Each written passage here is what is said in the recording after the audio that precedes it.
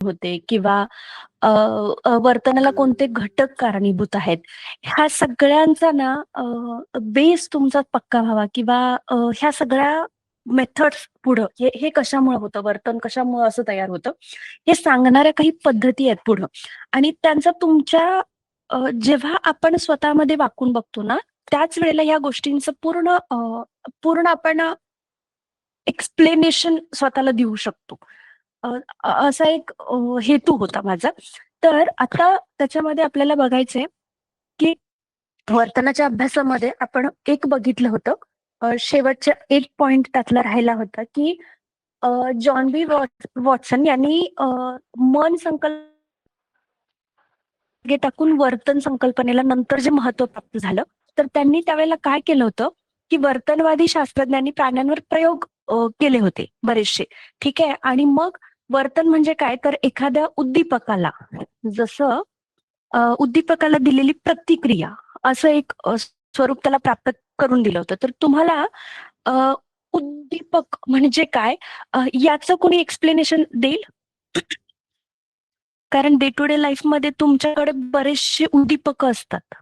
हां, त्याचं कुणाकडे उदाहरण आहे का एखादं? उद्दीपक म्हणजे काय? कोणीही बोला.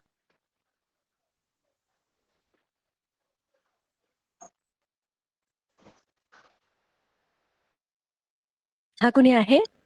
उत्तेजित करणे किंवा प्रेरित करणे मॅडम. हां, पण त्याला प्रेरित करणं असं हां, आता तुम्ही जे सांगितलं ना मॅडम, ते काय झालं माहितीये का?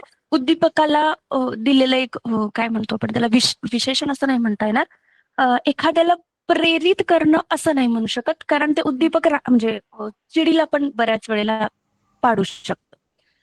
ज्याला आपण असं म्हणतो की स्टिम्युलेशन ज्याला म्हणतो, जसं उदाहरणार्थ उत्तेजित करणे, उत्तेजित करणे. उत्तेजित करणं. हां, हा. जसं की आपण नेहमीच्या रेग्युलर उदाहरण म्हणतो नाही का, की चिंच बघितलं की तोंडाला पाणी सुटतं. हा. हां, या या पद्धतीनं किंवा मग अजून एखादं उदाहरण दिलं तर की खमंग भजीचा वास आला. किंवा वास आला खमंग, की आपल्याला बऱ्याच वेळेला असं होतं की मसालेदार वास आले. जर आपण यापूर्वी त्या अनुभवातून गेलो असलो आणि जर आपल्याला ते खूप आवडत असेल, तर मग लगेच वास आला की शरीरात ज्या संवेदना येतात बघा, ज्या हा. चेतना शरीरातल्या हा. जागृत होतात, त्या सगळ्याला. मग आपण प्रतिक्रिया म्हणून काय करतो, एकतर हां, ती आता भावनात्मक प्रतिक्रिया असू शकते. आपल्याला आनंद होतो. अ, बरोबर. शरीरात खूप चांगल्या काही हार्मोन्स सिक्रेट होतात. काही चांगलं खायला दिलं तर. हां, जो वास आला त्याचा.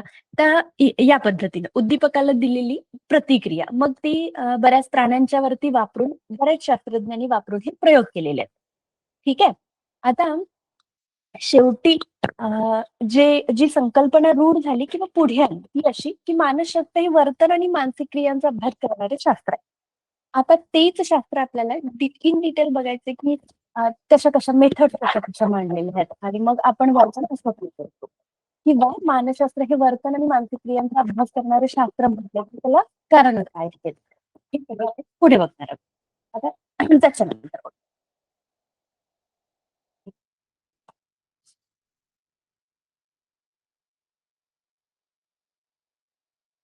हां. आता पुढे दिलेलं आहे वर्तन. वर्तन आणि त्याचे पैलू बघा आता. आता आपल्या सभोवतालच्या उद्दीपकाला दिली जाणारी प्रतिक्रिया म्हणजे वर्तन. हां.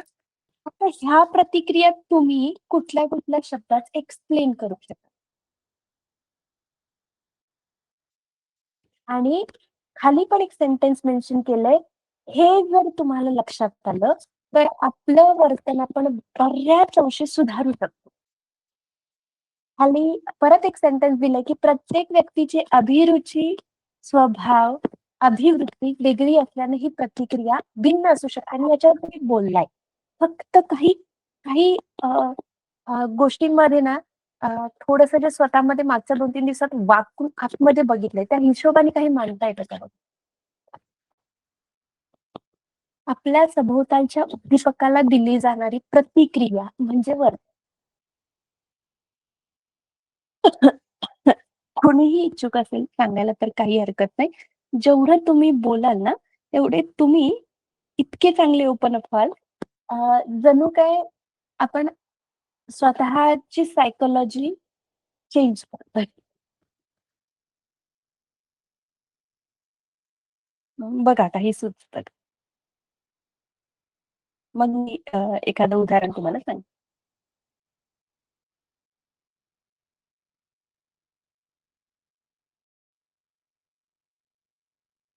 आता थोडक्यात ठीक आहे. मी थोडंसं तुम्हाला हिंट देते आणि मग तुम्ही बोला हवं तर. आता आजूबाजूचं जे वातावरण असतं ना, त्या वातावरणात सेन्स आपण कसं करतो, अ, हवा जाणवते, कशी जाणवते स्किनला, त्या गोष्टी बघतो आपण डोळ्यांनी बघतो, नाकाने वास घेतो. 5 सेन्सेस आहेत. 5 जरा 5 ज्ञानेंद्रिय पण सगळं ग्रहण असतो. मग त्याचं उदाहरण म्हणून मी तुम्हाला सांगते, डोळ्यांवर प्रकाश पडला की बऱ्याच वेळेला आपण डोळे मिटतो. त्याच्यानंतर आपण आपल्याला 5वी-6वीला शिकवलं एवढं चेतना क्षमता. गरम वस्तूला हात लागला की लगेच आपण हात मागं घेतो किंवा भूक लागली की म्हणजे शरीराची अन्नाची कमतरता म्हणजे झाली की मग भूक लागते किंवा भुकेचं सेन्सेस जागे होतात असं म्हणा हवं तर. तर अन्नाची कमतरता होणं हे उद्दीपक आहे. मग ते काय करतंय आपल्याला जेवण शोधायला भाग पाडतंय.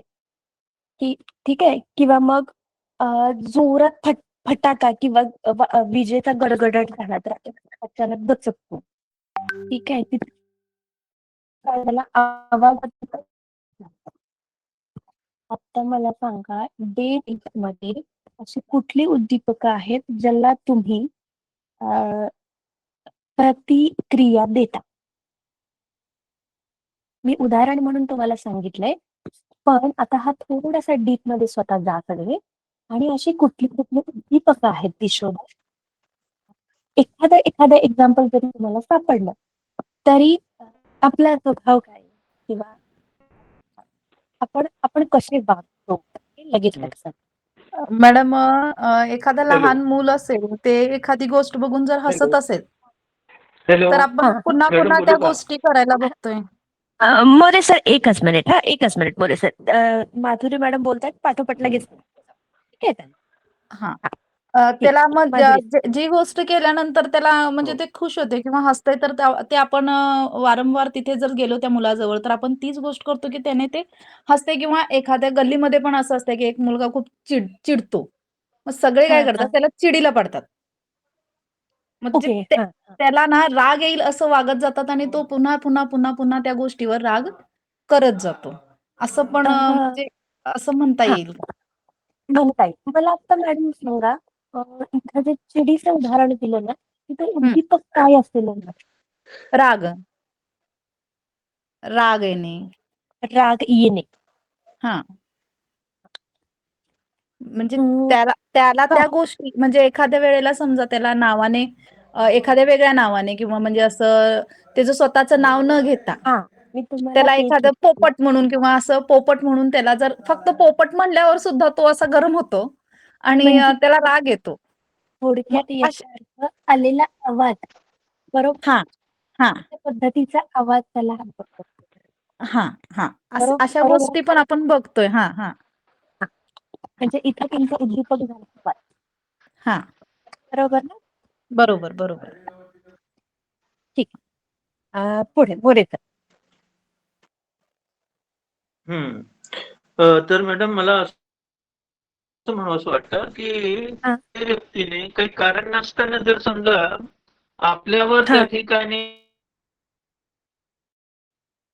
मोरे सर आवाज समजा जातोय. आपल्याला मोरे सर आपल्यावर आवाज ब्लेम जात जर ठेवायला लागला तर आपण आपली प्रतिक्रिया त्या ठिकाणी सर आता तुम्ही जे ब्लेम केला म्हणताय ना तर त्या हॅलो ब्लेम हा आता मोरे सर आवाज येतो आवाज येतो का बघा? हॅलो हा मोरे सर आवाज हा येतोय?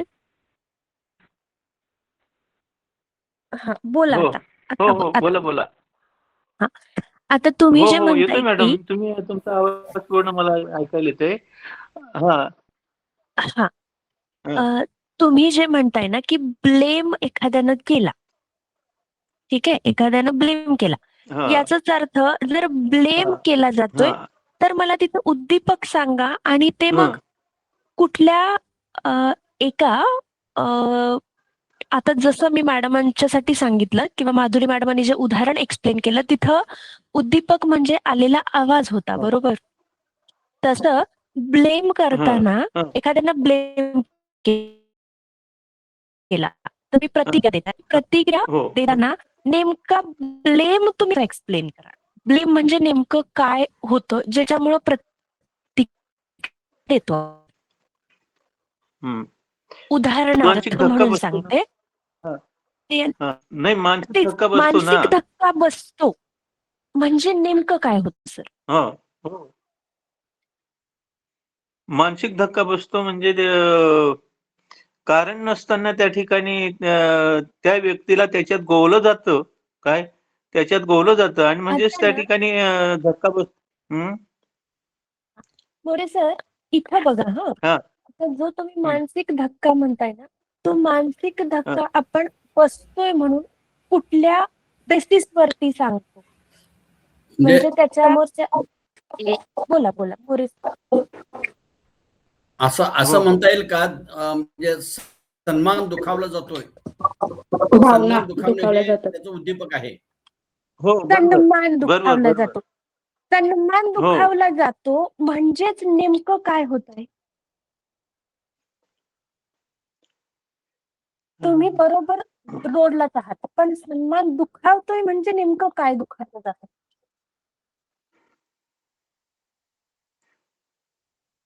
भावना, इगो. त्या पद्धतीची मानसिकता निर्माण होणे, भावनिक असणे, भावना निर्माण होणे किंवा मानसिकता त्या दृष्टिकोनातून मानसिकता तशी निर्माण होणे. म्हणजे तशी म्हणजे मॅडम मानसिकता असेल तर म्हणजे त्या पद्धतीची मानसिकता म्हणजे कुठली पद्धत कशी कशी असायला पाहिजे आपल्या मानसशास्त्राच्या भाषेत माधुरी मॅडम जर एक्सप्लेन करायला सांगितलं तुम्हाला मानसिकता म्हणजे तर सन्मान दुखावला जातो किंवा त्या पद्धतीची मानसिकता म्हणजे ह्याचा अर्थ तुम्ही असं म्हणू शकता का की त्या त्या माणसानं सन्मान माझा सन्मान दुखावला या पद्धतीने ती गोष्ट आपल्याकडे घेतली म्हणजे दृष्टिकोन त्यांना असा ठेवला की माझा सन्मान दुखावला. बरोबर? हा बरोबर हं, बरोबर. हं. मग सन्मान दुखावला म्हणजे सन्मानाची व्याख्या तुमच्या दृष्टिकोनातून दोन्ही जस्ट मोरे सर आणि माधुरी मॅडम सन्मानाची व्याख्या तुमच्या दृष्टीने इगो आउट होतो. इगो इगो म्हणजे काय नाही?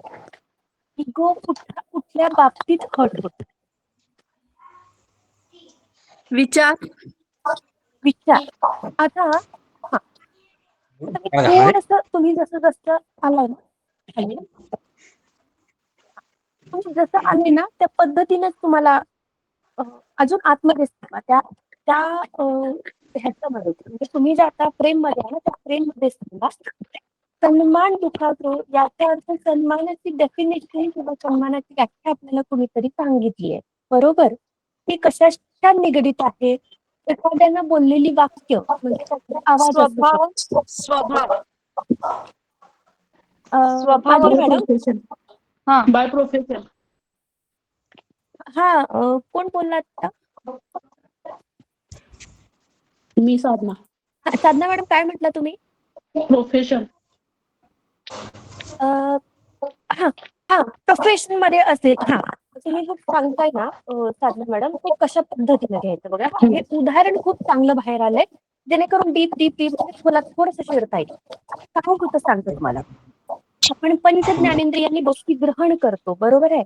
मग जेव्हा एखादा ब्लेम करतो किंवा हं. एखाद्या गोष्टी एक आपल्याला सन्मान दुखावला जातो म्हणतो तो सन्मान कितीपर्यंत असतो काही वाक्य आपण ऐकलेली असतात जी आपल्याला दिसत नाही. एक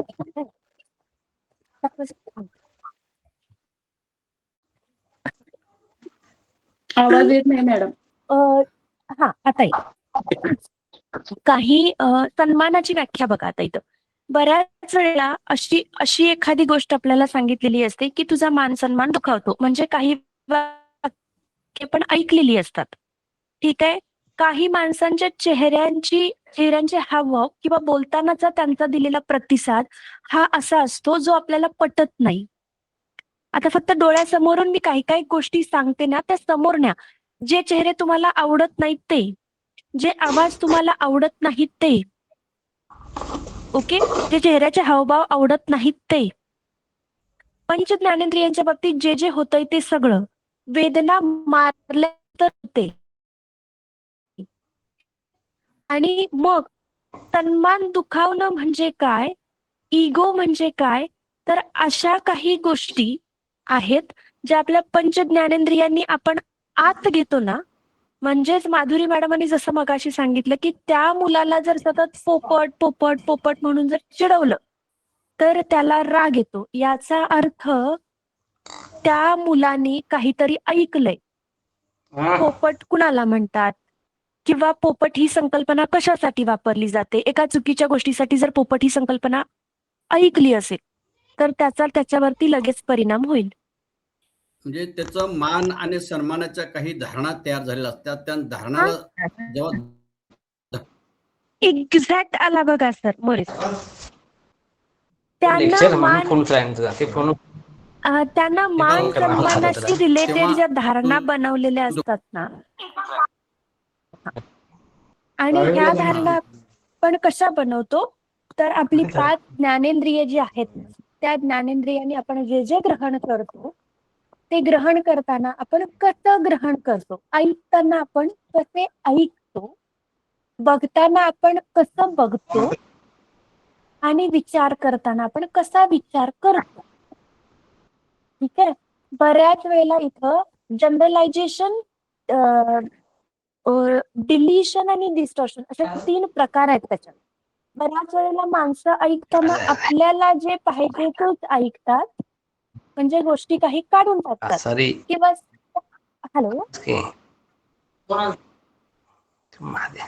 म्हणजे ह्याच्यामध्ये काय होतंय, ह्या ज्या काही त्याच्या तो ज्या लोकांच्या सहवासात राहतो हा आणि त्या लोकांचं सहवासात राहून त्याच्यावर जे काही संस्कार झालेले आहेत किंवा ज्या काही धारणा तयार झाल्या आहेत की याला सन्मान, याला मान, किंवा ही दुःखाची, ही सुखाची, अशा प्रकारच्या गोष्टी, या प्रकारच्या ज्या धारणा तयार होतात हा आणि त्या म्हणजे एकच हे घटना असू शकते. एखाद्याला दुःख होतंय आणि दुसऱ्याला सुख वाटतंय. घटना हा, एकच. हा किंवा काहींवर असं. परिणाम पण होत नाही बघा. हा, काही न परिणाम पण होत नाही. म्हणजे हे त्याला मिळालेलं ज्ञान आणि त्याच्यावर झालेले संस्कार आहेत, त्याच्यातून निर्माण झालेल्या धारणा, हा. आणि त्या धारणाला धक्का लागणं म्हणजे त्याचं मान सन्मान दुखावलं. दुखावणं, असं सन्मान वाटणं म्हणून किंवा मान वाटणं किंवा सन्मान वाटणं किंवा सन्मान दुखावला जाणं. हा, म्हणून मी खालचं सेंटेन्स मुद्दा मेन्शन केले की प्रत्येक व्यक्तीची अभिरुची जशी आहे, स्वभाव जसा आहे आणि अभिवृत्ती जशी तयार झालेली आहे तशा त्याच्या प्रतिक्रिया बदलतात. म्हणून मग तुम्ही जसं म्हणताय तसं एखाद्याला एकाच गोष्टीने कुणाला राग येतो, कुणाला आनंद होतो किंवा कुणाला काहीच वाटत नाही. अशा पद्धतीनं आपण बिहेव करत असतो. विलास सर तुमचं माईक जरा म्यूट करता प्लीज. बघा, आणि आतापासून जेव्हा जेव्हा मी पहिल्या लेक्चर पासून तुम्हाला मुद्दाम सांगत आली की ऐका, लोकांना नीट ऐका. हा, आणि ऐकल्यानंतर 2 सेकंड 3 सेकंड पॉज घ्या आणि मग रिस्पॉन्ड करा, रिॲक्ट करा. मी इथं रिॲक्ट करा हा पण शब्द वापरला कारण आपण आपलं काल परवाचं डिस्कशन झालं होतं की राग आला पाहिजे का नको. ठीक आहे, एका लिमिट पर्यंत राग येणं चांगला आहे, तो आला पाहिजे कारण ती भावना आहे, व्यक्त होणं गरजेचं आहे. ठीक आहे, हे झालं वर्तन. आता त्या वर्तनाचे काही पैलू आहेत, ते पैलू बघूया आपण. त्याच्याबद्दल अजून बोलायचंय आपल्याला. पुढचे अजून वर्तन कसं बदलतं किंवा काय अजून मेथड्स आहेत पुढे. ही कॉन्सेप्ट क्लिअर झाली का बघा. वर्तन आणि दिलेली आपण कशी कुठल्या पद्धतीनं प्रतिक्रिया देतो, का कुणाला अजून यात शंका आहे किंवा अजून काहीतरी वेगळं असं आहे जे तुमच्याकडं मॅडम असं नाही असं असेल का, असं काही असेल तर बोलू शकता.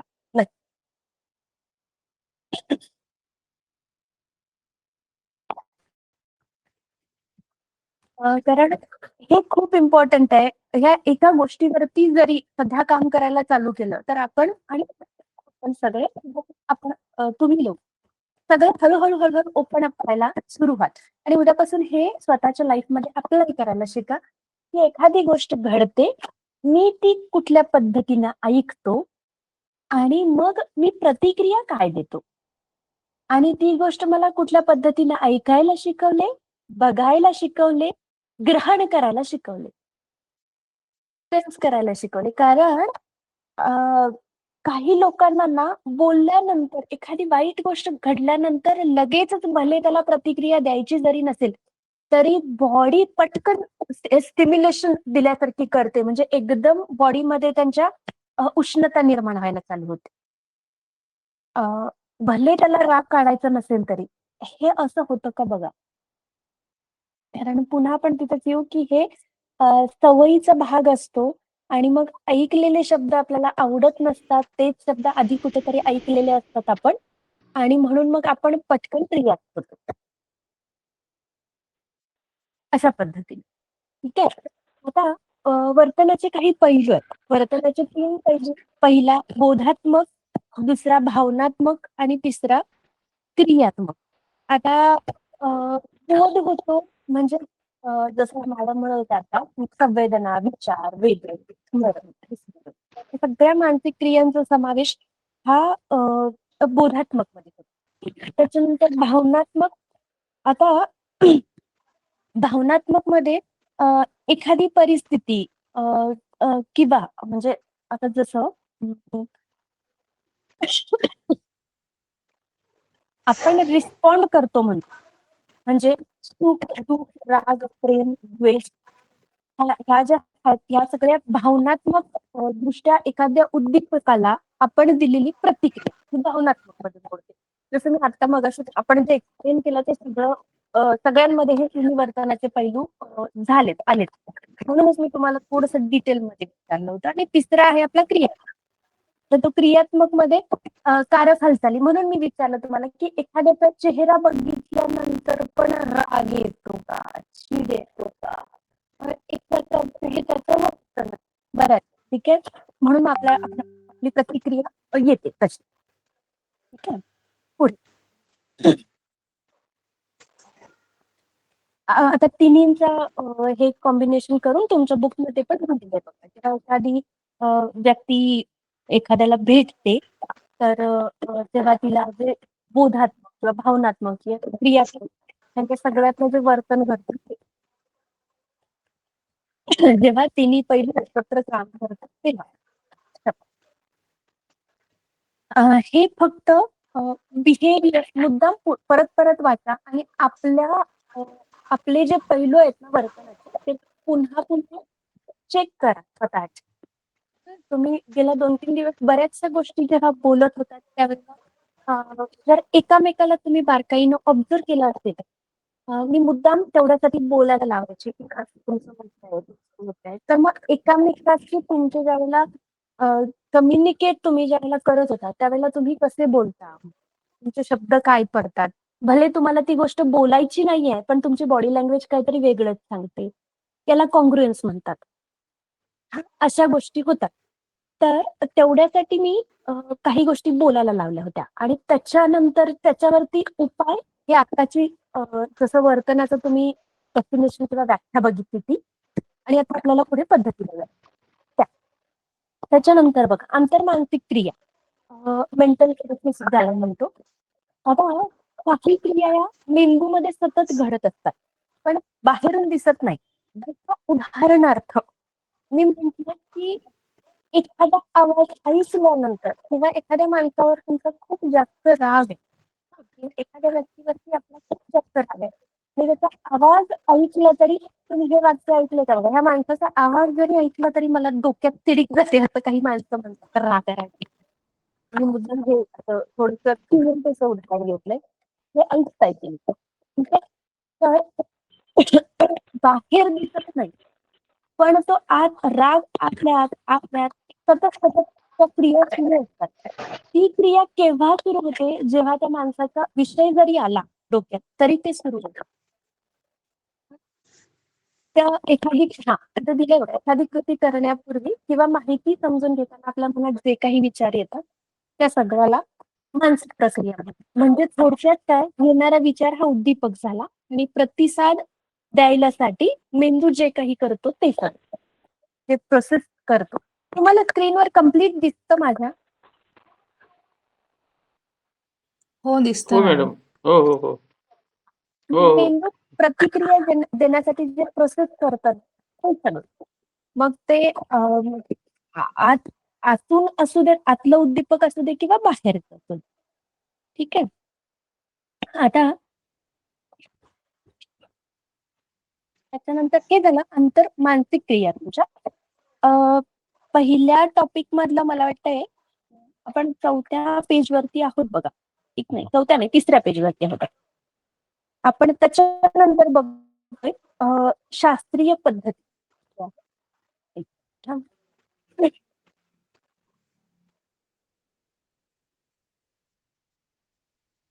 हा, आधी ह्या बघून घेऊया म्हणजे तुम्हाला अजून थोडस क्लॅरिटी येईल.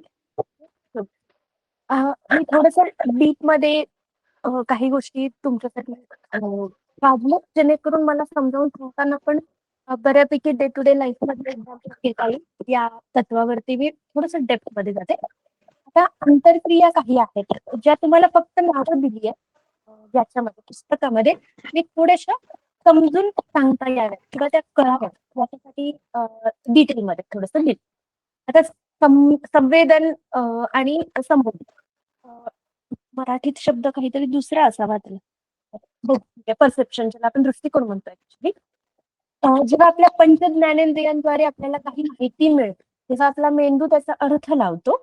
जसं मी मगाशी सांगितलं की एखाद्याचा आवाज ऐकला ते कोणाचा आहे हे ओळखणं, ही मानसिक क्रिया आहे, आंतरिक मानसिक क्रिया, त्याला संवेदन म्हणतात.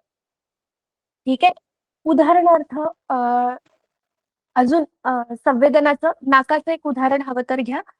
एखादा परफ्यूमचा वास असेल किंवा एखादा मसाल्याचा वास असेल किंवा अजून आपण काही बऱ्याच बाहेरच्या वातावरणात केलं तर रात्रांचा सुगंध येतो, तो पटकन लक्षात येतो आपल्या. म्हणजे फक्त वास आला की आपली प्रोसेस सुरू होते आणि लगेच आपल्याला लक्षात येतं की अरे वा, हा रात्रांचा वास आहे.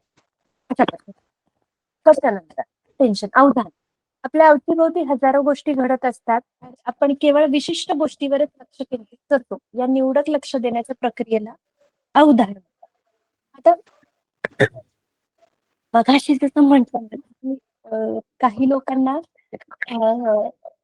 बऱ्याच वेळेला त्याच गोष्टी ऐकायच्या असतात ज्या त्यांना ऐकायच्याच असतात, अशा पद्धतीनं. तर हे टेन्शन त्याचं उदाहरण एक तुम्हाला सांगते मी. आता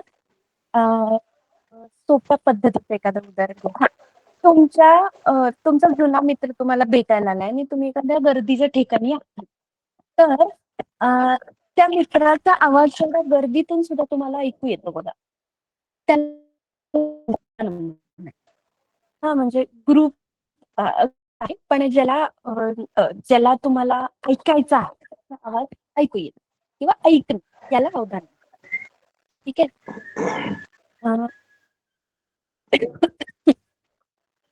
आता त्याच्यामध्ये मी मध्ये जाते, आपण अजून पुढे जाऊया आणि मग एक्सप्लेन करून सांग. त्याच्यानंतर आहे माहिती साठवून ठेवणं, गरज पडल्यावरती पुन्हा आठवणं आणि मग माहितीचं कोडिंग, साठवणं आणि या 3 पायऱ्या त्याच्यामध्ये आहेत.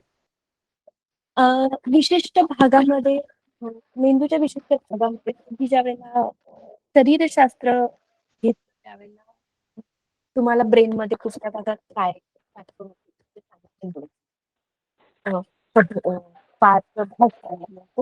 त्याच्यामध्ये कुठं काय साठवलं जातं, तर एकदा पुन्हा उघडून बघा हवं तर समजेल.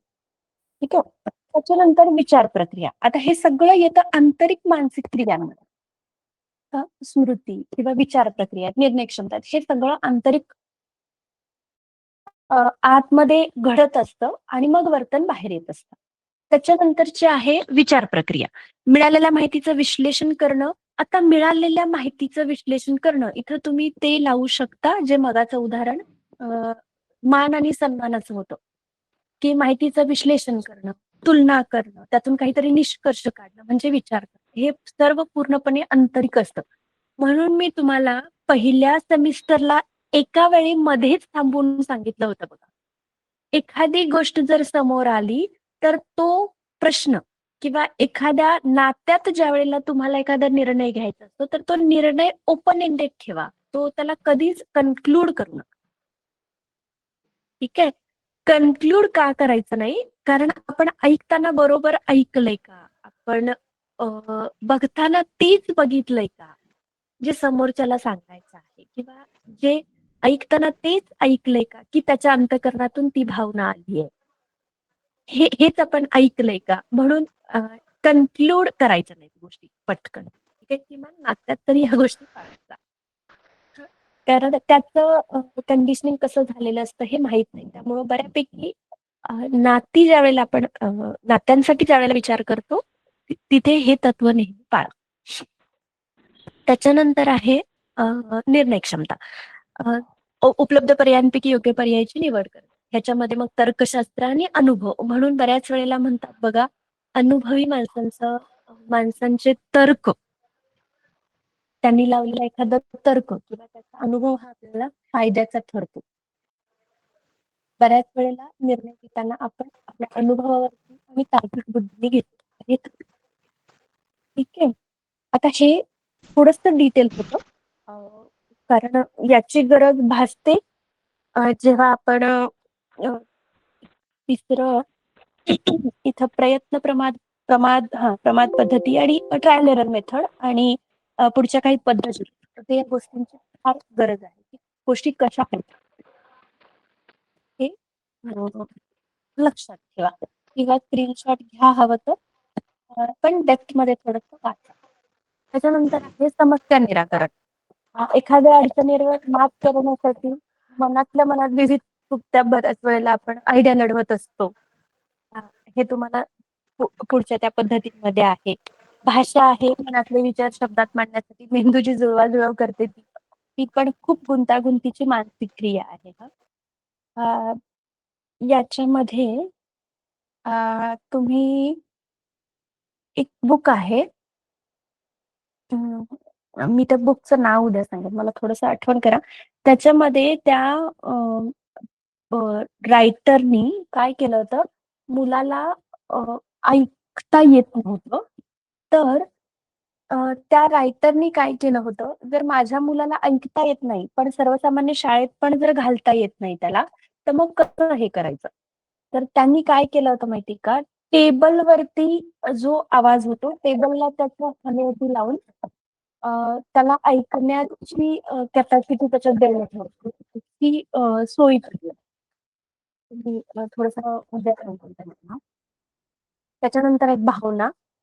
भावना त्यात तुम्हाला सगळ्यांना माहित आहे की त्या एखाद्या घटनेवर मनातून वाटणारी भीती असेल, आनंद असेल, राग, दुःख किंवा अजून चिंता, काळजी असं. ठीक आहे. खूप छान आहे. आता पुढची वर्तनामधली पुढची शास्त्रीय पद्धत आहे तिसरी, ती सायंटिफिक मेथड. बऱ्याच वेळेला काही गोष्टींवरती एखादा निर्णय द्यायचा असेल तर शास्त्रज्ञ प्रयोग करत राहतात आणि मग जेव्हा तो निष्कर्ष काढायचा असतो त्यावेळेला त्याला काही, एक मिनिट मला एक पहिल्यांदा सांगा, तुम्हाला सायन्स आपण सगळ्यांनी 8वी 9वी पर्यंत 10वी पर्यंत आपल्याला सगळ्यांना सायन्स होतं. प्रयोग आपल्याला करून दाखवायचे, बरोबर आहे? मग त्यातनं एक निष्कर्ष आपण काढत होतो. प्रयोग केल्यानंतर हा निष्कर्ष बरोबर आहे हे केव्हा सिद्ध व्हायचं? प्रयोग झाल्यावर. अरे वा, हे कोण आहे?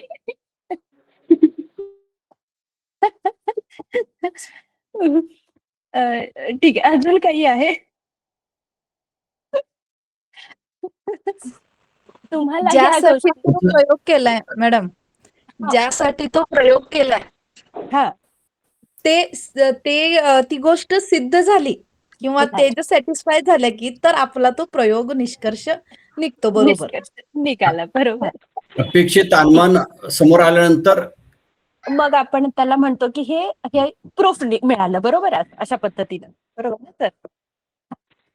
तर काही काही शास्त्रीय पद्धती आहेत. मानसशास्त्राच्या बाबतीत पण बऱ्याच शास्त्रज्ञांनी याच गोष्टी केल्या की काही प्रयोग केले आणि मग त्यांचे निष्कर्ष हे काढताना त्याला आपण असं म्हणूया हवं तर की एक नियंत्रित वातावरण ठेवलं, मग वस्तुनिष्ठ पद्धतीनं काही गोष्टी केल्या. जसं आपण म्हणतो की एखाद्यावरती मोठ्या माणसांचा निर्णय, मोठ्या माणसांच्याकडून काय घ्या, सल्ला घ्या म्हणतो. बरोबर आहे. तर त्यांचा सल्ला घ्या असं का म्हणतो, ते बरेच वेळेला अनुभवातून गेलेले असतात आणि ते कुठलेही गृहीतक न ठेवता निष्कर्ष काढतात किंवा आपलं मत मांडतात. जे दोन्ही पार्ट्यांना, म्हणजे जर एखादा वाद झाला असेल तर मोठ्या माणसांची मतं घ्या, कारण ते अनुभवी असतात. आणि मग कुठलाही या पार्टीचा किंवा त्या पार्टीबद्दल, कुठल्याही पार्टीबद्दल कुठलाही पूर्वग्रह न ठेवता ते बऱ्याच वेळेला निरीक्षणाच्या माध्यमातून एखाद्या गोष्टीवरती निर्णय देतात. ठीक आहे. त्याच पद्धतीनं मानसशास्त्रात पण काही प्रयोग केले गेले आणि त्याच पद्धतीनं शास्त्रीय पद्धती असं म्हणतात. ठीक आहे. आणि मग ही शास्त्रीय पद्धत काही ग्रुपवरती पण नंतर अप्लाय केली गेली आहे. फॉर एक्झाम्पल म्हणून मानवी वर्तनाचा अभ्यास केला. उदाहरणार्थ ह्याच्या ग्रोथ, म्हणजे एकाच वयोगटातल्या मुलांसाठी काही एका ग्रुपला अशा काही गोळ्या दिल्या जेणेकरून त्यांची वाढ झपाट्यानं व्हावी. आणि मी उदाहरण म्हणून फक्त सांगते. आणि एका ग्रुपला फक्त सांगितलं की तुम्हाला या गोळ्या दिल्या जातात, पण त्यांना प्लेन गोळ्या, अगदी लिमलेटच्या गोळ्या असतात तशा दिल्या. तर जेव्हा ही पद्धत वापरली गेली त्यावेळेला असं दिसून आलं की दोन्ही ग्रोथ त्याच एका लेवलनी होतात. कारण बऱ्याच वेळेला माणूस फक्त किंवा लोक मानसिक तत्वावरती आपल्या जे असं म्हणतो की आपण या बाजूला जर खरंच गोळ्या दिल्या तर फक्त यांची ऐकून तेवढी त्यांनी स्वतःची कॅपॅसिटी तयार केली की ग्रोथ फार, म्हणजे आपली मानसिकता किती प्रबळ असते बघ. की म्हणून बऱ्याच वेळेला असं होतं की एखाद्यानं बोलल्यानंतर आपल्याला पटकन हट होतो आपण म्हणतो, किंवा एखाद्या गोष्टीचा पटकन राग येतो. या डॉक्टरकडे जेव्हा काही लोक जातात त्यावेळेला बऱ्याच वेळेला 75% आजार हा डॉक्टरांच्याकडे गेल्या गेल्या लोकांचा कमी होतो. हे पण बघितलंय का बघा. ठीक आहे. त्याच्यानंतर आहे संभाव्यता. आता ह्याच्यामध्ये 3 मुद्दे होते शास्त्रीय पद्धतीमध्ये. तेच मुद्दे जवळजवळ प्राणी वर्तनाचा अभ्यास आणि त्यांच्या शास्त्रीय पद्धती त्याच्यामध्येच आहेत त्या. तर त्याच्यामध्ये पहिली वस्तुनिष्ठता होती. दुसरी नियंत्रित वातावरणामध्ये काही प्रयोग केले जातात आणि केले जाऊ शकतात, केले गेले. त्याच्यानंतर संभाव्यता. आता शास्त्रीय पद्धतीत स्वतःच्या अपेक्षांचा परिणामांवर प्रभाव पडू देऊ नये याची काळजी घेतली गेली होती. बऱ्याच वेळेला इतर गोष्टीत, म्हणजे जसं प्राणीशास्त्र असेल किंवा वनस्पती शास्त्रांमध्ये आपण काही छेडछाड नाही करू शकत, पण मानसशास्त्रामध्ये स्वतःच्या गोष्टींचा परिणाम होऊ नाही दिला पाहिजे. म्हणून आपण पहिल्या सेमिस्टरमध्ये एक पॉइंट घेतला होता बघा, तो आठवतो का बघा तुम्हाला, की अनुभवी मानसशास्त्र तज्ञ अनुभवी असायला हवे. नाही तर मग त्या समोरच्या व्यक्तीचा परिणाम हा त्यांच्या मानसशास्त्र त्या तज्ञावर पण खूप बऱ्याच वेळेस, तर तो प्रशिक्षित नसेल ठीक आहे. आणि त्याच्यानंतर आहे अचूकता आणि मोजमाप. वर्तनाचे मोजमाप करताना जास्तीत जास्त अचूकता आणि नेमकेपणा यावं यासाठी मानसशास्त्रज्ञ या शास्त्रीय पद्धतीचा अवलंब करतात. शास्त्रीय पद्धतीचा अवलंब करणं गरजेचं आहे. कारण त्याचे नियम मांडलेले गेलेले आहेत आणि त्या नियमात वर्तन बसतं का? मग ती पद्धत मग ते अचूक वर्तन आहे. ते आपण शास्त्रीय पद्धतींचा वापर करणं गरजेचं आहे. त्याच्यानंतर पुढे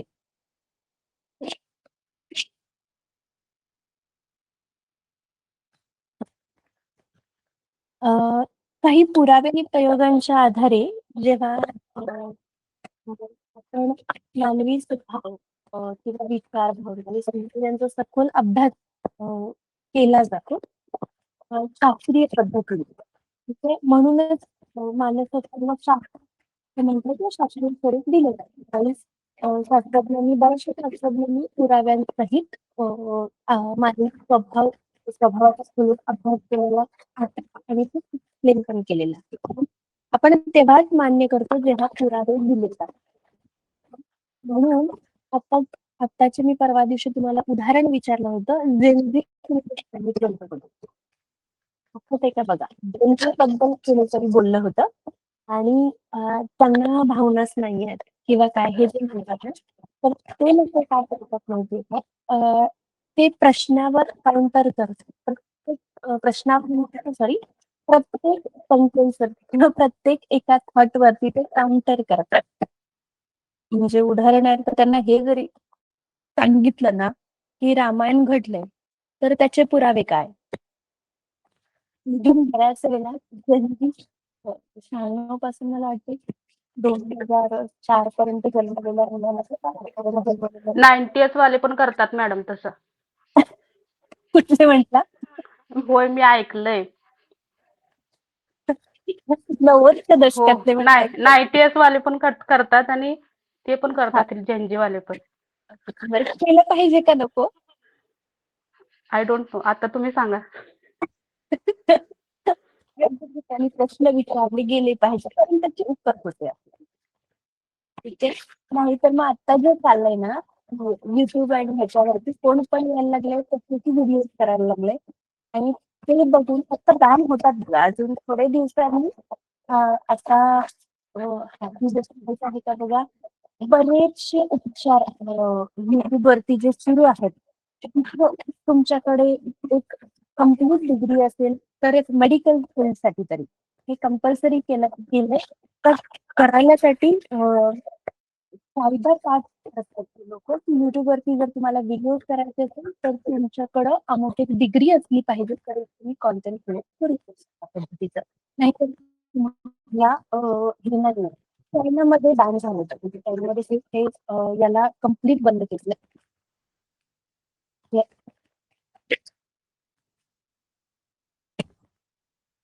त्याच्यानंतर आता वर्तन अभ्यास तुम्हाला मगाशी मी जे वर्तन सांगितलं ते पंचज्ञानेंद्रियांना करतो त्याच्यावर प्रतिक्रिया देतो किंवा रिस्पॉन्स देतो. आता अध्ययन ही एक कॉन्सेप्ट आहे. तर अध्ययनावरती कुणी काही सांगेल का? अध्ययन म्हणजे नेमकं काय आणि आपण ते कसं करतो? फक्त शिकणे म्हणजेच अध्ययन का अजून काही आहे? कोणत्याही गोष्टीचा सखोल अभ्यास करणं. कोणत्याही गोष्टीचा सखोल अभ्यास करणं म्हणजे अध्ययन. मग मग मला सांगा सर, अध्ययन जे म्हणतो आपण ते मग फक्त एखाद्या चांगल्याच गोष्टीचा आपण सखोल अभ्यास करतो का? नाही, तसं काही नाही. म्हणजे मी काय सर्वच गोष्टी आहेत. विचारलं म्हणून मॅडम बोला बोला बोला. ज्या गोष्टी आपण आत्मसात करतो ते म्हणजे अध्ययन. मग ते बऱ्याच वेळेला अध्ययन कायमचं असू शकतं का हो मॅडम? जर आत्मसात करतो तर मग कायमचं पण असू शकतं का?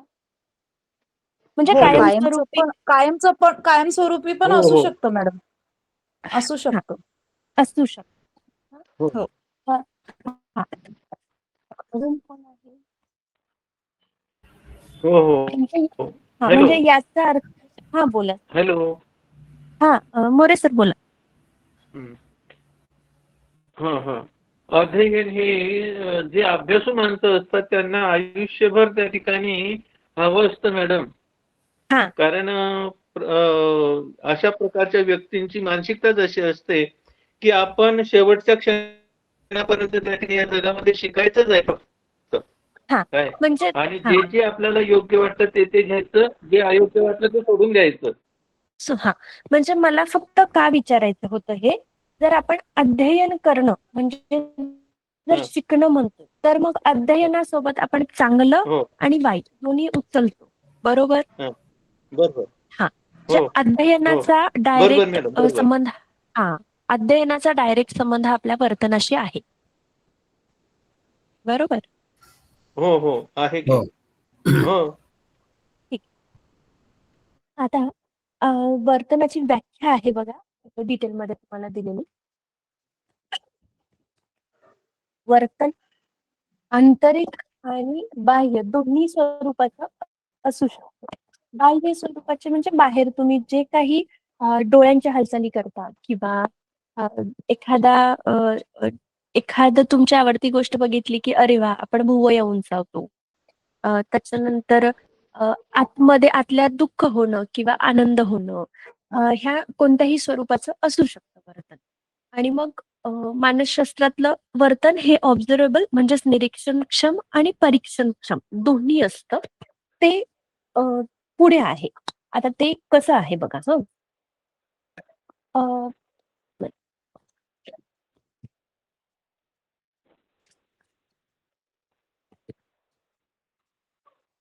अ, पुढच्या आता मानसशास्त्राची व्याप्ती आहे इथं. मानसशास्त्रामध्ये वर्तन हे फक्त मानवांचंच नाही तर प्राण्यांच्या वर्तनाचा पण अभ्यास करतो. आणि मग प्राण्यांच्या वर्तनाचा अभ्यास करणं महत्वाचंच आहे. पण वर्तनामागचा का शोधावा लागेल. हा, आणि मानसशास्त्र प्रामुख्याने 2 प्रश्नांचा वेध घेतं. वर्तना थोडक्यात वर्तन का घडतं, कशासाठी घडतं, त्याचा पाठीमागचा उद्देश काय? तुम्हाला आधी एक्सप्लेन केलं की माणसाचं कंडिशनिंग जसं तसं बिहेव ठीक आहे. एखादी व्यक्ती किंवा प्राणी विशिष्ट वर्तन का करतो? त्याच्या पाठीमागं शारीरिक, मानसिक, सामाजिक प्रेरणा शोधणं आणि आहे. पण वर्तन जे होतं त्याच्या पाठीमागं प्रेरणा फार महत्वाची असते. तोच तुमचा अध्ययन पहिलाच पॉइंट आहे की अ, एखाद्या विशिष्ट वर्तनापाठीमागं प्रेरणा असते. तुम्हाला शेवटच्या टॉपिकमध्ये पहिल्या सेमिस्टरमध्ये एका शास्त्रज्ञांनी सांगितलं होतं बघा की चांगलं वर्तन घडवणं का गरजेचं आहे किंवा एखादा विद्यार्थी चांगले मार्क्स घेऊन आल्यानंतर त्याला बक्षीस किंवा चॉकलेट मिळतं ही त्याच्या पाठीमागची प्रेरणा किंवा बक्षीसयुक्त वर्तन चांगलं वर्तन जे घडून येतं ते बक्षीस मिळाल्यामुळे घडून येतं. थोडक्यात थोडक्यात काय काहीतरी माझ्या बाबतीत चांगलं होतं जर मी पेपर व्यवस्थित सॉल्व केला आणि मला जर मार्क्स मिळतात तर मला घरून काहीतरी चॉकलेट मिळतं किंवा काही बक्षीस मिळतं. अशा पद्धतीने वर्तन का होतं का घडून येतं तर त्याच्या पाठीमागं प्रेरणा असते म्हणून वर्तन घडून येतं चांगलं वर्तन घडून येतं. आता त्याच्यानंतर आहे एक कसं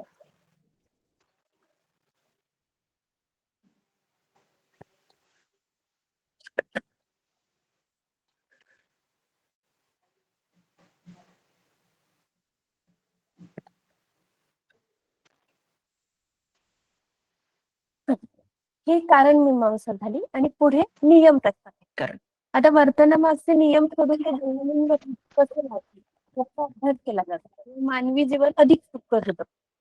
जे मी आतापर्यंत जे जे मानसशास्त्र अशा पद्धतीने शिकवायचं उपयोजन म्हणू हवं तर किंवा शिकवायची पद्धत सरळ सरळ समोर स्पष्ट होते की वर्तनामागचे नियम शोधून दैनंदिन व्यवहारात जर तुम्ही ते वापरू शकत असाल तरच तर आणि तर या सगळ्या गोष्टींचा उपयोग आहे. नाही तर मग अ, हे फक्त ऐकायचं आणि सोडून द्यायचं एवढ्याच तत्वावरती याचं काम होऊ शकतं. अदरवाईज नाही. ठीक आहे. आता अध्ययनाची व्याख्या बऱ्याच जणांनी मगाशी सांगितली. अनुभव आणि आता इथे समोर स्क्रीनवर काय दिसते बघा. अनुभव आणि वर्तन यांच्यात सुधारणा म्हणजे अध्ययन अशी मनाची एक व्याख्या दिली. ठीक आहे. तर अनुभव आणि वर्तन यांच्यात सुधारणा म्हणजे अध्ययन. आता हे स्पष्ट कोण करणार एखाद्या उदाहरणांसह, जेणेकरून थोडीशी क्लॅरिटी तुम्हाला येईल. जरासा विचार करा. आता मन म्हणून त्यांनी संकल्पना मांडली की मन म्हणजे अनुभव आणि वर्तन यांच्यात सुधारणा. आता आपण जेव्हा बाहेर जातो तेव्हा एखादं कुत्रा आपल्या पाठीमागे लागला आणि आपण परत धावा लागलो आपण, तर हा ते कुत्रं आणखी पाठीमागे लागतं. हा आणि बरोबर. ते जर उलटून उभारलं असेल तर मग ते कुत्रं पाठीमागे सरकतंय. हा तिथंच बरोबर. थांबतं. हां, तसंच हे. ह्याच्यातून असं एक अनुभव येतोय की कुत्रा पाठी लागला असेल तर आपण पळायचं नाही. ते हा आपल्याला त्रासदायक वर आणि रिस्की आहे. हा म्हणजे त्याच्याऐवजी आपण उलटून उभं राहायचं, हा म्हणजे आपल्याला त्रास होणार नाही हा आणि उलट आपण सुरक्षित राहू. हा म्हणजे हे याच्यात आपण हा सुधारणा केली आपण त्याच्यात त्या अनुभवावरून. बरोबर. म्हणजे अनुभव झाला, वर्तन झालं आणि काय शिकलात तुम्ही हे सरांनी आता एक्सप्लेन केलं. ठीक आहे. हा थोडक्यात मानसशास्त्र केवळ वर्तनाचं निरीक्षण करत नाही, तर त्या वर्तनामधील कारण शोधून मानवी जीवन सुधारण्यासाठी वैज्ञानिक पद्धतीचा पण वापर करतात. इथं मी मुद्दाम असं विचारलं कारण डे टू डे लाईफ मध्ये आपण बऱ्याच वेळेला बरेच अनुभव घेतो, आपण बिहेव करतो आणि मग त्यातनं शिकत असतो. जेव्हा जेव्हा याच्यात खोलवर जाऊन तुम्ही विचार करता किंवा त्याच्या पाठीमागची वर्तना पाठीमागची कारणं शोधता, त्याच वेळेला तुम्हाला अ, तुम्हाला जे तुम्ही अध्ययन केलंय ते अध्ययन माझं बरोबर आहे की नाही हे समजायला वाव मिळतो. म्हणून मी तुम्हाला काल जाता जाता प्रश्न विचारला होता की कोण कोण कॉन्शियस आहे, त्याला मराठीत बोधावस्था म्हणतात. कॉन्शियस आहात का सगळे म्हणून मुद्दाम विचारलं. म्हणून रोज आपण जे काही करतो ना त्याच्याबद्दल आपण अवेअर आहात का हे रोज स्वतः चेक करायचं. मी जे बोलतो, मी जे वागतो त्याच्याबद्दल मी अवेअर आहे का? किंवा एक दिवस असं करून बघा, काहीच बोलू नका, फक्त बाहेरच्या जगाकडे फक्त बघायचं. म्हणजे मग तुमचा श्वास कसा चालतो, बाहेरच्या हालचाली कशा होतात हे तुमच्या लक्षात येईल. आणि मग काही ज्या वेळेला आपण बोलत नाही ना तर बाकीचे सेन्सेस थोडेसे कामाला लागतात. तर ते चेक करून बघा. पुढे आता अध्ययनाचं स्वरूप आहे नेचर ऑफ लर्निंग. अध्ययन म्हणजे फक्त माहिती मिळवणं नाही, तर सरावानी अनुभवामुळे वर्तनात बदल होतो. जे आता मोरे सरांनी एक्सप्लेन केलं की एखादी गोष्ट घडल्यानंतर त्याला आपण एक प्रतिक्रिया दिली की पळत कुत्रा पाठीमागे लागल्यानंतर पळत राहिलो, पळत राहिल्यानंतर आपल्याला परत हेच दिसलं की तो पुन्हा कुत्रा होता तसा पाठीमागे. तर त्याच्यावरती आपण वर्तन बदललं की थांबलो आणि मग थांबल्यानंतर ते कुत्रही थांबलं आणि मग आपण हे शिकलो की कुत्रा पाठीमागे लागल्यानंतर आपल्याला प्रतिक्रिया अशी द्यायची. ही प्रतिक्रिया जेव्हा आपण वारंवार याचा सराव करतो त्यावेळेलाच वर्तनात बदल होतो. कारण जे आतमध्ये साठलंय, तुमच्या पेशींना जी सवय लागली आहे ती सवय परत परत बाहेर पडत असते. त्यामुळे भले तुम्हाला फोबिया का होतो किंवा फोबियाची कारण जी आहेत ना ती ह्याच्यात हे होतील बघा. फोबिया म्हणजे भीतीपेक्षा पुढे जाऊन जे होतं ना एक प्रकार, त्याला फोबिया म्हणतात. तो फोबिया जसा होतो तसा तो 15 मिनिटात आपण घालवू पण शकतो. एखाद्या गोष्टीची खूप जास्त भीती, जसं पाण्याची असेल, उंचीची असेल किंवा अजून कुत्र्याची असते किंवा एखाद्या विशिष्ट प्राण्याची भीती असू शकते, त्याला फोबिया म्हणतात. आणि म्हणून मी तुम्हाला एक गोष्ट सांगितली होती करायला की अ, तुमचे स्क्रीनवरती समोर तुमचे सगळे निगेटिव्ह गोष्टी घ्या आणि त्याच्यासाठी सराव करा म्हणून सांगितला होता. तर आपल्या वर्तनात किंवा आपल्या बिहेवियरमध्ये चेंजेस दिसतात म्हणून. त्याला फास्ट फोबिया क्युअर म्हणतात. ती गोष्ट मी तेवढ्यासाठीच सांगितली होती. ठीक आहे. तर याला अवेअरनेस असावा लागतो. किती जणांनी किमान करून बघायचा प्रयत्न केला की हे असं सांगितलं तर आपण करून बघूया म्हणून? किंवा असं झालंय का की त्यावेळेला काही कळलंच नाही?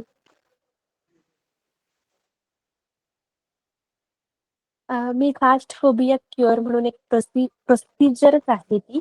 ती पद्धत सांगितली होती तुम्हाला. किती जणांनी करून बघितली स्वतःसोबत? तुम्ही करून बघितली? ओके, ठीक आहे. काही हरकत नाही. पण हे लक्षात ठेवा, जोपर्यंत तुम्ही प्रॅक्टिसच करणार नाही, तशा लागलेल्या ज्या सवयी आहेत, त्या सवयी ज्या आहेत ना, त्या सवयी जेवढ्या फास्ट लागतात, तेवढ्याच आपण काढू पण शकतो, पण अवेअरनेस असला पाहिजे. म्हणून मी त्यावेळेला लगेचच तुम्हाला सांगितलं होतं, की ते करून बघा. ठीक आहे? तर आता त्याच्यानंतर 5 मिनिटात एवढा पॉइंट संपू. मग छोटे-छोटे 4 पद्धती आहेत, ते उद्या बघू. उद्या आपला टॉपिक संपतो. कारण तुम्हाला वर्तनामध्ये जेवढं समजायचं होतं, ते सगळं आज ह्या 2-3 लेक्चरमध्ये बराचसा भाग कव्हर केलेला आहे. हे 2-3 पॉइंट आहेत, तेवढे कव्हर करू आणि 5 मिनिटात संपू. आता अध्ययन म्हणजे वर्तनातील बदल. पहिलं, learning is the change in behaviour. अध्ययन, जसं मगाशी मोरे सर म्हणाले, की अध्ययन सतत चालणारी प्रक्रिया आहे. पण शिकतो, मग वागण्यात बदल होतो. चांगले वाईट पण अध्ययन आपण करतो. आणि काही अध्ययन हे बऱ्यापैकी दीर्घकाळ टिकणारं असतं. दीर्घकाळ टिकणाऱ्या गोष्टींनाच अध्ययन म्हणतात. हं. तात्पुरते जे बदल होतात त्यांना अध्ययन म्हणत नाही. त्यामुळे मी खाली उदाहरण मेन्शन केले बघा. थकवा, आजारपण किंवा औषधामुळे होणाऱ्या तात्पुरत्या बदलांना अध्ययन म्हणता येत नाही. म्हणजे बॉडी जे काही शिकते ते कायमचं ठेवायचं शिकत नाही. आता इथं अध्ययनाला तुम्ही ना समजा जर तुम्ही कोण आयुर्वेद फॉलो करतं तुमच्यापैकी? असेल तर म्हणजे जेवढं ज्ञान आहे तेवढं करतो आम्ही. जेवढं ज्ञान आहे तेवढं, सगळंच नाही. हां. तर काही मग गोष्टी तुम्ही मला फक्त एवढं सांगा सर, जर समजा अ, एखादा इश्यू आहे, समजा उदाहरणार्थ हं. पित्ताची तक्रार असेल, हं. ठीक आहे? आणि पित्ताची तक्रार असेल, तर आपल्याला हे माहिती आहे की या टायमिंगला ते वाढतं. हं. हां, तर मग सुरुवातीला ते गोळ्या म्हणण्यापेक्षा काही चूर्णच असतात आयुर्वेदात, बरोबर? ते घेऊन कमी होत. मग त्याच्यानंतर बॉडी हळू-हळू ते शिकते का बघा सर. हो.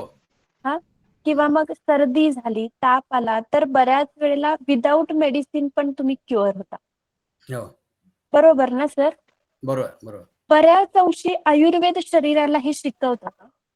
हं. हा एक प्रकारचा अध्ययनाचाच भाग. आपण बरोबर. तेवढ्याच वेगानं पेन पण म्हणजे काय म्हणतो आपण त्याला, कळा ज्या येतात ना, त्या सहन करायची कॅपॅसिटी पण आपल्यात डेव्हलप होते. ठीक आहे. तर ते एक बरोबर, बरोबर. प्रकारचं अध्ययन. त्याच्यानंतर दुसरं आहे सराव आणि अनुभवामुळे वर्तनात बदल होतो. मानवी वर्तनात होणारे बदल हे प्रयत्न, सराव आणि अनुभवाचाच परिणाम असतो. जसं मी आत्ताच उदाहरण दिलं ते. शिवाय टायपिंगचं एक उदाहरण तुमच्या पुस्तकात आहे. सुरुवातीला चुका होतात टायपिंग करताना, वेळ पण जास्त लागतो. पण सरावाने ह्या चुका कमी होतात.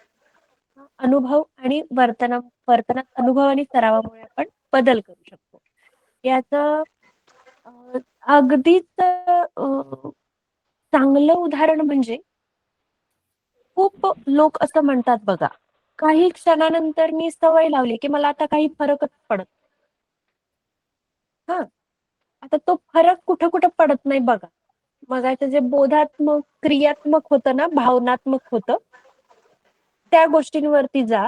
आणि मग विचार करा की मला काही फरकच पडत नाही. काही एका वयानंतर लोक म्हणतात बघा, मला आता कुणी बोललेल्याचा काही फरक नाही पडत. हे जे बोललं जातं ना, तर तो सराव आहे का अनुभव आहे किंवा दोन्ही आहे हेच चेक.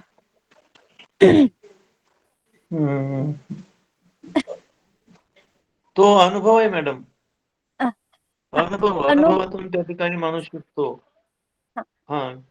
अनुभव असतो, आपण केलेला सराव असतो हो त्याच्यासोबत. ठीक आहे. हो हो हो हो.